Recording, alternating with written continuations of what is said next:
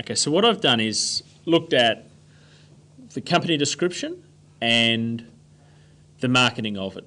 I've set it up in report format, and you can see I've gone 1.0 just company description, then I've gone 2.0, 2.1 and so on for my marketing. The company description, I've only had to use 3 sentences.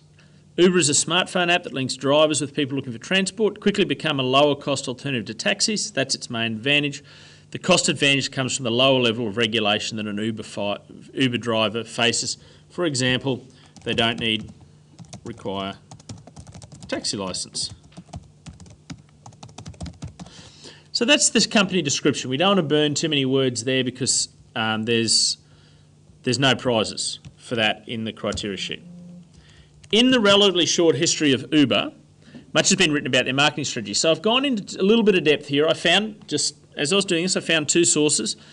One was stunt marketing, so these were stunts that would benefit their customers, particularly focusing on who their high users are. They've always had a focus on who their big users are. And another emphasis around the word of mouth side of things. Okay, so that's the introduction. Here are the 2 targets, 2 prongs that they use. I've gone into depth about 3 competitive advantages. The first is the price. That's clearly their main competitive advantage. They are cheaper than a taxi. If taxis were cheaper than Uber, I don't think anyone would use them, or many people would. People would prefer the taxi. The second is that they have the surge price model that I've talked about a little bit in just a overall table. And what that means is that when there's high demand for taxis and Uber cars, they charge quite a lot more, but that means there are a lot more cars on the road. So they better meet demand than taxis, which are a bit more static. They don't have as much fluctuation in number. And the third is I've said that Uber has quickly become a well-known brand around the world. And that gives it an advantage over anyone else. You know, that if I was to go and start a ride-sharing app, people know Uber brand. When my ride-sharing app, Dodgy Scots, comes out, people are less likely to use Dodgy Scots compared to Uber.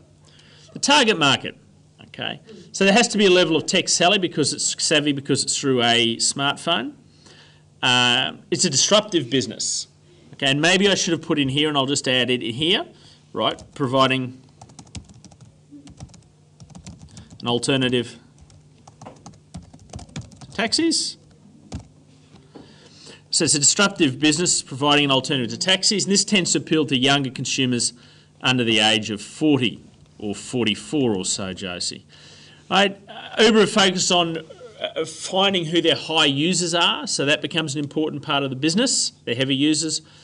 And geographically, it's across a number of countries. So a number of those elements where you can segment markets on, I've made comments about there. I could have made comments about income and high income overall. Phoebe?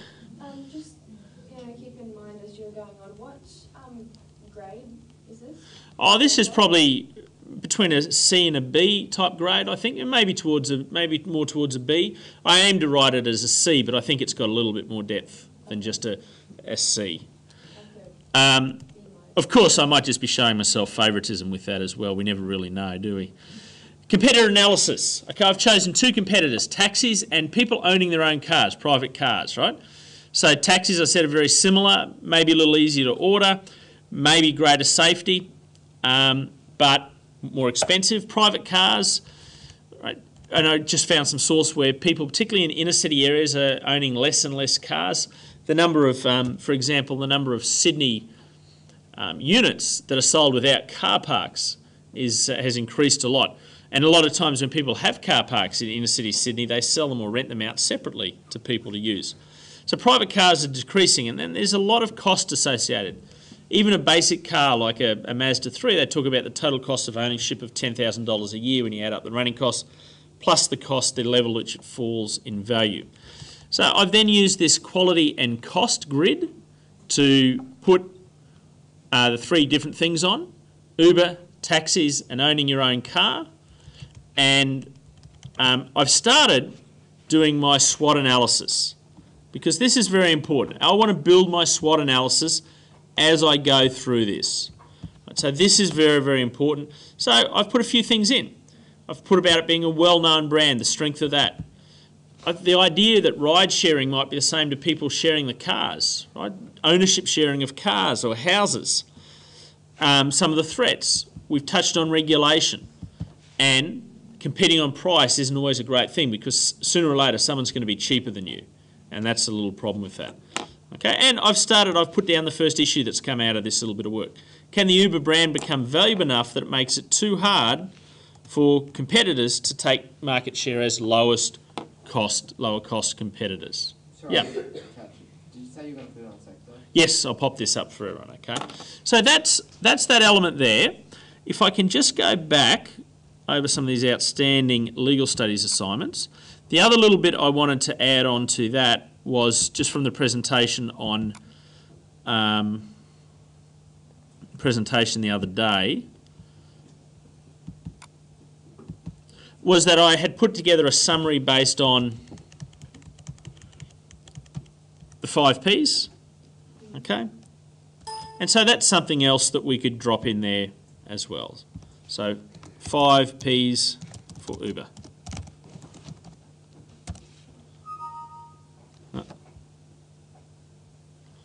That didn't work quite as well as I'd hoped.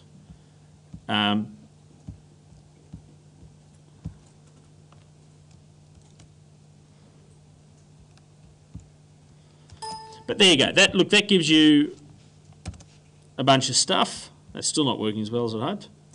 A bunch of ideas as to what you can use. Any questions about that from you guys? Okay.